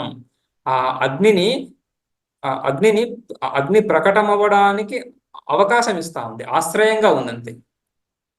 అగ్ని ప్రకటమవ్వడానికి ఆశ్రయం అయ్యింది ఆ ఇనుపగుండు. కానీ ఇనుపగుండులో కాల్చే సామర్థ్యం ఎక్కడుంది? ఇనుపగుండులోనే కనుక కాల్చే సామర్థ్యం కొంత ఎంతో కొంత ఉంటే, ఎంతో కొంత అగ్ని లేనప్పుడు కూడా కాల్చాలని అలా ఏం లేదు. అగ్ని సంపర్కం ఉంటేనే కాలుస్తాం, అగ్ని సంపర్కం లేకపోతే కాల్చడం. ఇనుము సంపర్కం ఉన్నా లేకున్నా అగ్ని కాలుస్తాం. సో అన్వయ వ్యతిరేకాలను చూసినప్పుడు ఎవరిది ఆ కాల్చే సామర్థ్యం? అగ్నిది. అదేవిధంగా ఈ సత్వగుణం కానీ, సత్వగుణోపేతమైన ఇంద్రియాలు కానీ, లేదా అంతఃకరణం కానీ, లేదా సూర్యుడి వెలుగు రూపాన్ని ప్రకాశింపజేస్తుంది. ఏవైనా సరే వేటిని మనం ప్రకాశకం అని చెప్పినా కూడా ఇవన్నీ కూడా ఆత్మ చైతన్యంతో కలిసి ప్రకాశింపజేస్తున్నాయే గాని స్వతంత్రంగా కాదు. కాబట్టి స్వతంత్రంగా ప్రకాశ స్వరూపం ఎవరు? ఆ చైతన్యమే. అయితే ఆ చైతన్యం ద్వారా ఈ విశేష జ్ఞానాలు ఎలా కలుగుతున్నాయి? శబ్దస్పర్శ రూపరసగంధ విశేష జ్ఞానాలు ఎలా కలుగుతున్నాయి? విశేష జ్ఞానాలు విశేష ఇంద్రియాలకు. రైట్. సో ఇంద్రియాలకు ఒక భూమిక ఉందా లేదా? ఉంది. మనస్సుకి, అంతఃకరణానికి ఒక భూమిక ఉందా లేదా? ఉంది. కర్మేంద్రియాలకు ఉందా లేదా? ఉంది. కర్మేంద్రియాలను కూడా ఇదే విధంగా. కర్మేంద్రియాలు ఎలా వ్యవహరిస్తున్నాయి? జడ వస్తువు కుర్చీ, నాకు నేను ఇక్కడ ఉండను, అటు ఈ గదిలో ఉండి ఉండి చాలా సమయం మీద నేను ఇంకొక చోటికి వెళ్తాను అని చెప్తుందా? లేదు. రైట్. ఆ జడ వస్తువుకి ఎటువంటి క్రియా క్రియాశక్తి లేనే లేదు అందులో. మనం విసిరేస్తే కింద పడుతుంది కానీ, లేదంటే ఎక్కడున్నది అక్కడే ఉంటుంది. లా ఆఫ్ ఇనర్షియా చెప్పుకుంటాం కదా. ఏ వస్తువు ఎక్కడుందో అది అక్కడే ఉండాలి. దానికి ఏదో ఒక బయటి శక్తి దాంతో పని చేయిస్తుంది కానీ దానికి స్వతహాగా సామర్థ్యం లేదు కదా. స్వతహాగా దానికి సామర్థ్యం లేదు. ఆ సామర్థ్యం మళ్ళీ శరీరానికి కనిపిస్తా ఉంది. సామర్థ్యం లేస్తుంది, పరిగెడుతుంది, కూర్చుంటుంది, పడుకుంటుంది. రైట్. కర్మేంద్రియాల్లో ఇంత వ్యవహారం కనిపిస్తా ఉంది. ప్రాణశక్తి మనం ఊహించని విధంగా అది ఈ సంపూర్ణ శరీరాన్ని ఎంత ఇంటెలిజెంట్ గా నడిపిస్తా ఉంది. ప్రాణాపాన వ్యాన ఉదాన సమానాలని 5 భాగాలు చెప్తున్నామే కానీ ఈ శరీరంలో ఎన్ని క్రియలు జరుగుతున్నాయి, అన్ని క్రియలకు ఆధారభూతంగా మనం ప్రాణశక్తిని చెప్తున్నాం. అంతటి సామర్థ్యం ఎక్కడి నుంచి వచ్చింది దానికి? అంత ఇంటెలిజెన్స్ ఎక్కడి నుంచి వచ్చింది దానికి? జడ వస్తువు అయి ఉండి, ప్రాణం జడమే, తన్మాత్రలన్నీ జడాలి. సో అందుకని అక్కడ కూడా చైతన్యం యొక్క సంబంధం చేత చైతన్యంలోనే ఆ క్రియాశక్తి. రైట్. పొటెన్షియల్ ఎనర్జీ ఏదైతే శక్తిలో, ఎనర్జీలో పొటెన్షియల్ ఎనర్జీ అని కైనటిక్ ఎనర్జీని చెప్తారు కదా. పొటెన్షియల్ ఎనర్జీ ద్వారా మీకు ఎటువంటి కార్యము జరగదు. అది అలా ఉంటుందంతే. శక్తి ఉంది అక్కడ, కానీ దానివల్ల మీకు ఏమి ఒక ఒక ఎఫెక్ట్ అంటే ఏది క్రియేట్ అవ్వడం లేదు అక్కడ. రైట్. కానీ అది కైనటిక్ గా మారినప్పుడు సకల వ్యవహారాలు దాని ద్వారానే జరుగుతుంది. ఆ కైనటిక్ గా ఆ పొటెన్షియల్ అనేది కైనటిక్ గా మారడానికి ఉపాధి కావాలి, ఏదో ఉపాధి కావాలి. ఉపాధిని ఆశ్రయించుకున్న ఎలక్ట్రిసిటీ ఫ్యాన్ ద్వారా మనకు అది ఒక రకమైనటువంటి సామర్థ్యాన్ని తెలియజేస్తా ఉంది. లైట్ ద్వారా ఇంకొక రకమైన సామర్థ్యాన్ని తెలియజేస్తా ఉంది. కానీ ఆ సామర్థ్యాలన్నీ ఎవరికి సంబంధించినవి? కేవలం కరెంటు లేనటువంటి బల్బుకి, కరెంటు లేనటువంటి ఫ్యాన్కి సంబంధించినవా? ఆ సామర్థ్యాలన్నీ ఎలక్ట్రిసిటీకి సంబంధించినవి, విద్యుత్ శక్తికి సంబంధించినటువంటివి. అయితే ఆ విద్యుత్ శక్తిలో ఆ విశేష అభివ్యక్తి, ఈ విశేష విషయాల అభివ్యక్తి ఎలా జరుగుతూ ఉంది? తత్తదుపాదుల ద్వారా. సో ఆ సామర్థ్యాలన్నీ క్రియాశక్తి సమస్తం, జ్ఞానశక్తి సమస్తం, ఇచ్ఛాశక్తి సమస్తం చైతన్యం యొక్క సామర్థ్యమే. అయితే తత్తద్ ఉపాధుల ద్వారా విశేష రూపంగా అభివ్యక్తం అవుతుంది. ఆ ఉపాధులు మిథ్యా కల్పితాలే. సామర్థ్యం చైతన్యం. అందుకని ప్రకాశకం ఎవరు? ఆత్మ చైతన్యం. కర్త అంటే కర్తృత్వం అంటూ ఎక్కడైనా చెప్పాలి అంటే, కర్తృత్వాన్ని ఆపాదించాలి అంటే కర్తృత్వం ఎక్కడ? చైతన్యమే కర్త. అందుకనే చేతనోహం చికీర్షణ్ కరోమి అని అనుభూతి లోకంలో కూడా నైయాయికులు కూడా ఆ విధంగా చెప్తారు. చేతనోహం చైతన్య స్వరూపాన్ని, జడ స్వరూపాన్ని ఎవరూ భావించరు. ప్రాధాన్యత చైతన్యానికి. యద్యపి కర్తగా శరీరం కనిపిస్తుంది, గచ్చతి అహం గచ్చామి అంటున్నప్పుడు వెళ్తూ వెళ్తూ ఎవరు కనిపిస్తున్నారు? శరీరం కనిపిస్తాం, లేదా పాదాలు నడుస్తున్నాయి. కానీ ఆ పాదాలను నడిపించే శక్తి ఒకటి ఉంది అని ఈ ప్రాణాన్ని కూడా చెప్తున్నప్పుడు కథలో చూస్తాం మనం. ఊర్ధ్వం ప్రాణం ఉన్నయతి, అపానం ప్రత్యేకస్యతి, మధ్యే వామనమాసీనం, వామన అంటే సుందర, ఆ అందమైనటువంటి ఆ పరమాత్మ స్వరూపం మధ్యే వామనమాసి, మధ్యలో ఉంది. మధ్యలో ఉంటూ ఊర్ధ్వం ప్రాణం ఉన్నయతి, ప్రాణాన్ని పైకి విసిరేస్తా ఉంది. అపానం ప్రత్యేకస్థితి, అపానాన్ని కిందికి తోసేస్తా ఉంది. అంటే వాటి వాటి క్రియలకు సహకరిస్తా ఉంది. సన్నిధి మాత్రం ఏం చేయటం లేదు. మళ్ళీ తను ఏమీ చేయకుండా తన సామర్థ్యాన్ని ఆయా ఉపాధుల ద్వారా అభివ్యక్తపరుస్తా ఉంది. రైట్. సో ఆ విధంగా ఈ జగత్ వ్యవహారం అంతా కూడా జ్ఞానం ఎస్య జ్ఞానం ఎస్య పరమాత్మ జ్ఞానం, ఎస్య జ్ఞానం అంటూ అక్కడ షష్ఠి తీసుకున్నప్పటికి కూడా యత్ జ్ఞాన స్వరూపం అని ఆ సాక్షి చైతన్యమే చక్షురాధికరణ ద్వారా, ఈ చక్షురాది ఇంద్రియాల ద్వారా, చక్షురాది ఆది చెప్తున్నప్పుడు మిగిలిన జ్ఞానేంద్రియాలు, అంతఃకరణము, కర్మేంద్రియాలను కూడా, క్రియాశక్తి కూడా అదే విధంగా కదా, ఇచ్ఛాశక్తి కూడా మనస్సు ద్వారా సంకల్ప వికల్పాత్మకం మనస్సులో ఆ సామర్థ్యం ఎక్కడి నుంచి వస్తుంది? కేనలో అదే ప్రశ్న కదా, కేనేషితం పతతి ప్రేషితం మనః, మొట్టమొదటి ప్రశ్న. కేన ఇషితం ప్రేషితం మనః స్వవిషయేషు పతతి. తన విషయాల యందు తన విషయాలను ఈ మనస్సు అంటే ఈ జడమైనటువంటి మనస్సు, ఈ మాయాకార్యమైనటువంటి ఈ సత్వగుణ తన్మాత్రల యొక్క సత్వగుణ కార్యమైనటువంటి ఈ మనస్సు, తన్మాత్రలే జడ జడ వస్తువులు, వాటి కార్యము శుద్ధంగా పరిపూర్ణంగా జడమే. అటువంటి ఈ జడమైనటువంటి మనస్సు, అన్నవికారమైనటువంటి ఈ మనస్సు, ఇవన్నీ అన్నవికారాలే. కర్మేంద్రియాలు కానీ, జ్ఞానేంద్రియాలు కానీ, ప్రాణం కానీ, మనస్సు అని అన్ని అన్నవికారాలే. అన్నం ద్వారానే వృద్ధిని పొందుతున్నాయి. అన్నం లేకుంటే ఇవేవి పనిచేయవు. అన్నం ద్వారా వృద్ధి పొందుతున్నాయి కాబట్టి అన్న కార్యాలు అవుతుంది. సో ఈ జడ వర్గం అంతా కూడా ఎలా పనిచేస్తుంది? కేనేషితం, ఏదో ఒక చైతన్య అంశం దీన్ని ప్రేరేపిస్తూ ఉండాలి, పాలిస్తూ ఉండాలి. కేన ఇషితం, పాలితం అంటే దేని ద్వారా పాలించబడి, ప్రేరేపించబడి ఈ అంతఃకరణం ఈ విధంగా పనిచేస్తాం. రైట్. సో ఆ విధంగా అందుకని ఇక్కడ చక్షురాధికరణ ద్వారా అంటున్నప్పుడు కర్మేంద్రియాలను తీసుకోవచ్చు. అంతఃకరణం కూడా, ప్రాణం కూడా, అన్ని మొత్తం సూక్ష్మ శరీరం అంతా కూడా. సూక్ష్మ శరీరాన్ని భోగ సాధనమని, స్థూల శరీరాన్ని భోగాయతనం. ఆయతనం అంటే లోకస్, అంటే ఎక్కడైతే సుఖ దుఃఖాలు భోగం కలుగుతా ఉందో, మనకు సుఖం కలిగినప్పుడు ఎక్కడ తెలుస్తాం సుఖం? ఆ ఎమోషన్స్, ఆ ఎగ్జైట్మెంట్ అంతా శరీరంలోనే తెలుస్తా ఉంది. మనసు తేలిక అయిపోయింది, గాల్లో తేలుతున్నట్టుంది అంటున్నాం. ఏం గాల్లో తేలుతా ఉంది? శరీరం. దుఃఖం కలిగినప్పుడు చాలా భారంగా ఉంది, కుంగిపోతున్నట్లుగా ఉంది. ఎక్కడ తెలుస్తా ఉంది? శరీరంలోని. అది భోగాయతనం, భోగానికి ఆశ్రయం. అదేవిధంగా భోగ సాధనం, భోగానికి సాధనం, ఇన్స్ట్రుమెంట్ ఏంటిది? అది ఈ సూక్ష్మ శరీరం. అంత సూక్ష్మ శరీరం అంతా కూడా ప్రాణము, మనస్సు, జ్ఞానేంద్రియాలు, కర్మేంద్రియాలు, ఇవన్నీ. రైట్. సో ఈ విధంగా ఈ సూక్ష్మ శరీరం భోగ సాధనం. ఆ భోగ సాధనం ద్వారా, అందుకని చక్షురాది కరణ ద్వారా, కరణము అసాధారణం, కరణం ఇన్స్ట్రుమెంట్, ఇంద్రియాల ద్వారా. బహిస్పందతే, బాహ్యములో విషయాలన్నీ ఉన్నట్లుగా. ఈ బాహ్యాభ్యంతర విభాగాన్ని ముందే మనం చూసాం, కల్పన అని చెప్పి. రైట్. మొదటి శ్లోకంలోనే చూసాం. జగత్తంతా కూడా ప్రాంగ నిర్వికల్పం పునః. రైట్. ఆత్మ చైతన్యంలోనే ఉన్నటువంటి ఆ జగత్తంతా కూడా బాహ్యంలో ఉన్నట్లుగా తెలుస్తుంది. బహిరివోద్భూతం యథా నిద్రయ పశ్యన్నాత్మని మాయయా బహిరివోద్భూతం. ఆ విధంగా ఈ బాహ్యాభ్యంతర విభాగాలు కల్పితాలు.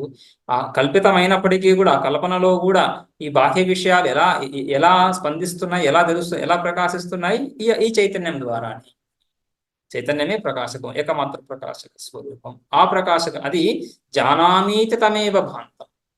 జానామి, అహం అహం అహం అహం చేతనోహం అని ఆ చైతన్య స్వరూపము ప్రప్రథమత సిద్ధమవుతూ ఉండగా ఈ ప్రమాణ ప్రమేయ ఇది ప్రమాణ ప్రమేయ వ్యాపారం. మనం ఏదైతే అంతఃకరణము బాహ్య దేశానికి వెళ్ళి ఆ విషయాన్ని తెలుసుకుంటా ఉంది, ఘటం ఏమవుతా ఉంది? అంతఃకరణ వృత్తి, ఘటాకార అంతఃకరణ వృత్తి, లేదా ఘటమే చెప్పుకున్నాం, బాహ్య వస్తువు, అది ప్రమేయము.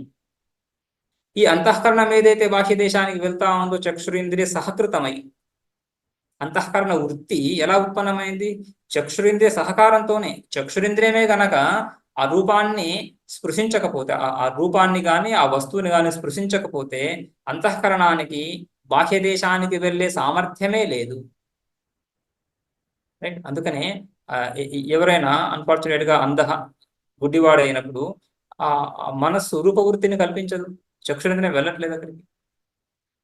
చక్షురింద్రియం వెళ్ళినప్పుడు బాహ్య దేశానికి మనస్సుకు వెళ్ళే సామర్థ్యం లేదు.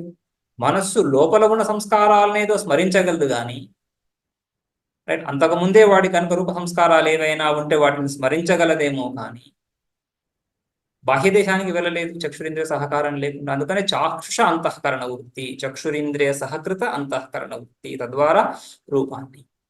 రైట్. సో అంతఃకరణం ఆ విధంగా బయటికి వెళ్తా ఉంది ఇంద్రియ సహకారం చేత, లేకుంటే బయటికి వెళ్ళదు.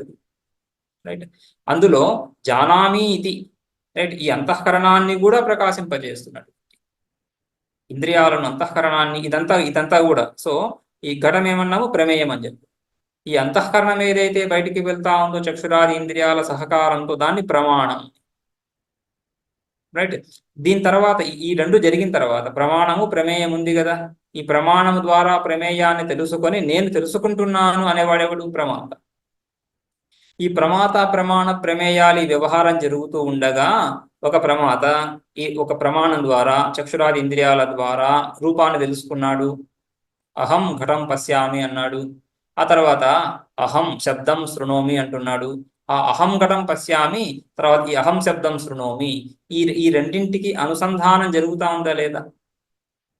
ఏ నేనైతే ఘటాన్ని చూశానో ఆ నేనే శబ్దాన్ని వింటున్నాను అని అనుసంధానం జరుగుతూ ఉంది.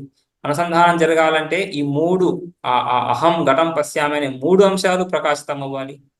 అహం శబ్దం శృణోమి అనే ఈ మూడు అంశాలు అనుసంధానం ప్రకాశితం అవ్వాలి. మూడు అంశాలు ప్రకాశితం అవ్వాలి.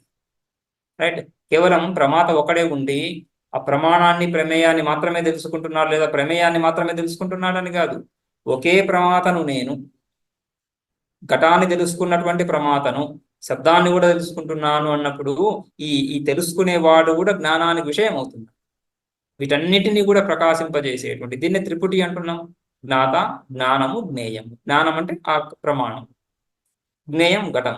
జ్ఞాత తెలుసుకునేవాడు చైత్ర, మైత్ర, యజ్ఞదత్తాది స్వరూపాలు, జీవులు.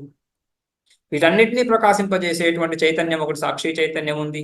జానామి ఇది, అన్నిటినీ తెలుసుకుంటున్నాను అని. జానామి ఇది తమేవ భాంతం.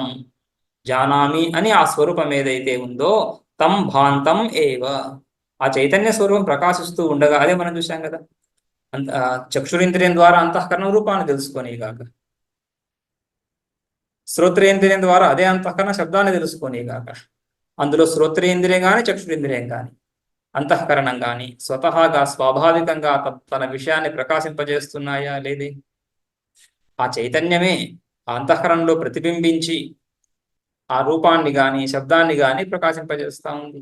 ఆ చైతన్యమే ప్రకాశక స్వరూపం కాకపోతే, గడపటాదుల వలె జడమై ఉంటే అది ఎలా ఏ వస్తువు ప్రకాశించకుండా ఈ జగత్తంతా కూడా అంధకారంగా ఉండిపోయేది? అలా లేదు ఇక్కడ. ఈ సకల వస్తువులు మనకు తెలుస్తున్న స్థూల శరీర, సూక్ష్మ శరీరాలు ఇవన్నీ కూడా జడమైనప్పటికీ కూడా ఈ లోకంలో ఒక ప్రకాశకం, ఒక జ్ఞానం కలుగుతా ఉంది మనకు. ఈ విషయాల జ్ఞానం నిరంతరంగా కలుగుతా ఉంది. ఆ నిరంతరంగా కలగాలంటే ఒక ఆది మూలభూతమైనటువంటి చైతన్య స్వరూపము, ప్రకాశక స్వరూపం ఒకటి ఉండాలి. అది లేకుండా ఈ జ్ఞానం కలగదు. మనకు తెలిసే ఈ విషయాలు ఏవైతే ఉన్నాయో, ఘటపటాదులు కానీ, స్థూల శరీరం కానీ, సూక్ష్మ శరీరం కానీ, ఇవన్నీ జడాలే తెలుస్తున్నాయి.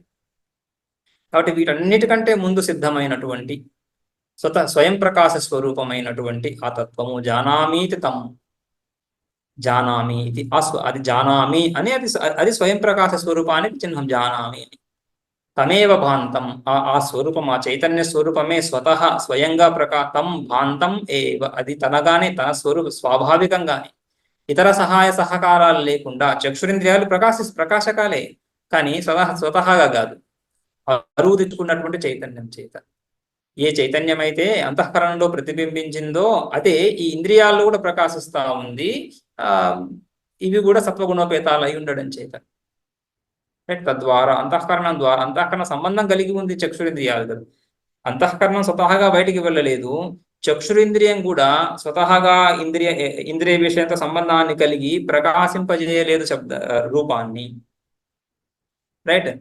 మనస్సు ఉద్విగ్నతకు గురై ఏదో అంశాన్ని తీవ్రంగా చింతన చేస్తున్నప్పుడు కళ్ళ ఎదుటనే మనం కలవాలనుకునే వ్యక్తి ఉన్నప్పటికీ కూడా కనిపించడం లేదు. కనిపించడం లేదంటే వాడి జ్ఞానం కలగడం లేదు. వీడేదో దీర్ఘాలోచన పడిపోయి ఉన్నాడు. దీర్ఘాలోచన పడిపోయి ఉన్నప్పుడు కళ్ళ ఎదుట ఉన్న వ్యక్తి వాడి జ్ఞానం కనిపించడం లేదంటే చక్షురింద్రియ సంబంధం లేదని చెప్పటంట. ఎదురుగా వస్తువుని చక్షుర సంబంధం ఉంటుంది, ఉన్నా కూడా మనస్సు అక్కడికి వెళ్ళటం లేదు. కాబట్టి మనస్సుతో సహకారం లేకుండా కేవల చక్షురింద్రియము రూపాన్ని గ్రహించలేదు. కాబట్టి చక్షురింద్రియం ప్రకాశకమే అయినా కూడా అది అంతఃకరణాన్ని అపేక్షించే ప్రకాశిస్తాం. అంతఃకరణ ప్రకాశకమైనా కూడా సాక్షి చైతన్యం యొక్క ప్రతిబింబం లేకుండా ఏం పనిచేయలేదు, దాన్ని అపేక్షించే పనిచేస్తాం. అవి స్వతంత్రాలు కాదు. కానీ చైతన్యము జానామి సదా, ఎప్పుడు కూడా జానామి ఇది స్వయం ప్రకాశ స్వరూపమై ఉంది కాబట్టి స్వాభావికంగా, అందుకనే మనస్సు ఈ ఆత్మ చైతన్యం యొక్క సంబంధం లేనటువంటి సుషుప్త అవస్థలో, స్వప్నావస్థలో అది ప్రకాశకంగా లేదు. ఇంద్రియాలు ప్రకాశకంగా లేకుండా పోతున్నాయి. కానీ సాక్షి చైతన్యం ఎప్పటికైనా కూడా ప్రకాశకం కాకుండా పోతా ఉందా? సుషుప్త అవస్థలో కానీ, స్వప్నావస్థలో కానీ, జాగ్రత్త అవస్థలో కానీ సదా ప్రకాశకంగానే ఉంటుంది. అందుకని జానామి తం భాంతమేవ ఏతత్ సమస్తం జగత్ అనుభాతి. సంపూర్ణ జగత్తు కూడా దాన్ని అనుసరిస్తూ ఈ విధంగా, ఈ ప్రక్రియలో ఈ విధంగా ప్రకాశిస్తూ ఉంది అని ఒక ప్రక్రియ. రైట్. ఈ ప్రక్రియలన్నీ కూడా మనం ముందు చెప్పుకున్నాం, అధ్యారోపంలోనే భాగాలు. కాబట్టి వీటిని దేన్ని కూడా పారమార్థికంగా తీసుకునే పొరపాటు చేసుకోకూడదు. పారమార్థికంగా తీసుకుని దాంట్లో స్టక్ అయిపోకూడదు. ఈ విధంగా ఒక నిర్గుణ చైతన్య స్వరూపము సగుణంగా, సాకారంగా, సవ్యవహారంగా, నిర్వ్యవహారము సవ్యవహారంగా తెలుస్తా ఉంది అని తెలుసుకోవాలి. దానికి ఉపయోగపడతాయి ప్రక్రియలు. ఆ తర్వాత దీని మౌలిక నీ యొక్క యథార్థ స్వరూపము నిర్గుణమే, కేవల చైతన్య స్వరూపమే. నీ సామర్థ్యంలోనే ఈ జగత్ అంతా ఈ విధంగా, జగత్ అంటే నీ జగత్తు, నువ్వు ఏదైతే వ్యవహారాలు చేస్తున్నావో అవన్నీ కూడా నీ స్వసామర్థ్యం చేతనే నడుస్తుంది. ఈ వ్యవహరించేటువంటి చైతన్యం, ఈ చైత్ర గ్రామం గచ్చతి లేదా చైత్ర ఘటం పశ్యతి అంటున్నప్పుడు, ఆ చైత్రుడు ఘటం పశ్యతి అంటున్నప్పుడు అక్కడ ఏ చైతన్యం ద్వారా, ఏ చైతన్య సహకారం ద్వారా ఘటాన్ని తెలుసుకుంటున్నాడో మైత్రుడు కూడా అదే చైతన్యంతోనే పనిచేస్తున్నాడు. ఇంకొక చైతన్యం లేదు. చైత్రుడికి ఒక సాక్షి చైతన్యము, మైత్రుడికి ఇంకొక సాక్షి చైతన్యం అనేటువంటి విభాగము లేదు. రైట్. ఆ విభాగం లేదు అక్కడ. అది ఏకాత్మవాదం. ఒకే చైతన్యంలో భేదాలు ఉండే అవకాశమే లేదు. అది యుక్తియుక్తం కాదు, శృతి సిద్ధం కూడా కాదు, అనుభవ సిద్ధం కూడా కాదు. ఎవడు కూడా నానా చైతన్యాలు అనుభవపూర్వకంగా తెలుసుకున్నానని చెప్పలేడు. తనను తాను తెలుసుకుంటున్నాడు. ఎందుకంటే ఈ సాక్షి చైతన్యాన్ని సాక్షాత్ ఈక్షతే సాధనం వినా అని, ఎటువంటి సాధనలు లేకుండా, ఏ ఇతర సాధనల యొక్క అపేక్ష లేకుండా ఎదురుగా ఉన్నటువంటి విషయాలను తెలుసుకుంటున్నాడు. ఎటువంటి సాధనము లేకుండా తనను తాను కూడా ఆ విధంగా, అంటే తనను తాను తెలుసుకోవాల్సిన అవసరమే లేదు అక్కడ, స్వయం ప్రకాశ స్వరూపం కాబట్టి. అటువంటప్పుడు ఇంకొక చైతన్యం ఉంది అని ఏ ప్రమాణంతో, ఏ విధంగా చెప్తారు, ఏ సాధనంతో చెప్తారు? సాక్షి అనేది సాధనం లేకుండా తెలియబడేటువంటిది. అటువంటిది సాధనం లేకుండా ఇంకొక వస్తువు ఉంది అని ఎలా చెప్తారు? శృతి అనుకూలంగా లేదు, యుక్తి అనుకూలంగా లేదు, అనుభవానికి విషయం అయ్యే ప్రశ్నే లేదు. అందుకని చైతన్యం ఒకటి. ఆ చైతన్యమే జానామి ఇది భాంతం. అది ఆ విధంగా ప్రకాశిస్తూ ఉండగా దాన్ని అనుసరిస్తూ ఆ ప్రకాశం యొక్క సన్నిధిలో ఈ వివిధ రూపంగా, ఈ జగత్తు వివిధాత్మకంగా, వివిధ రూపంగా, వివిధ నామరూపాలతో విచిత్రం వివిధం భాతి, సమస్తం జగత్ భాతి తస్మై శ్రీ గురుమూర్తయే. అటువంటి శ్రీ దక్షిణామూర్తయే శ్రీ గురుమూర్తయే ఇదం. ఆ దక్షిణామూర్తి యొక్క ప్రకాశంలోనే జగత్తంతా ప్రకాశిస్తా ఉంది. ఆయనే శ్రీ గురుమూర్తి అని. తస్మై నమః. ఓం. 5వ శ్లోకం రేపు చూద్దాం.